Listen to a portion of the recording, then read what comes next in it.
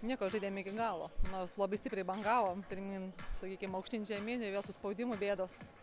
Su ta dešinė ranka uždaro ir žinom, kad ją uždaro ir vis tiek mes lipam, bandam pramušti sieną dešiniai. Ten nuėjus į kairę, autostrada visai yra, bet žaidimas iki galo paprasčiausiai. Tikėjimas. Jos sužaidė paskutinės 5 minutės gynybą tokią, kaip turėtų žaisti tas rungtynės. Bet dėja, kažkodėl mes išeinam pirmą kėlinį miegodamos. Jeigu sugebam ketvirtą žaisti tokiam intensyviame gynybai, vadinasi, parako yra. Kažkas kitur yra bėda. Teks įsiaiškinti kitų rungtynių ir tai pakeisti. Jūsų komanda turi pranašumą ūgį prieš varžovių žaidėjas. Ar šiandien esate patenkinę, kaip pavyko tą išnaudoti? Ne visada, nes tas rungtynės, nes jos nemažai žaidė ar mažų penketų, o jos ir mes truputėlį žaidėm.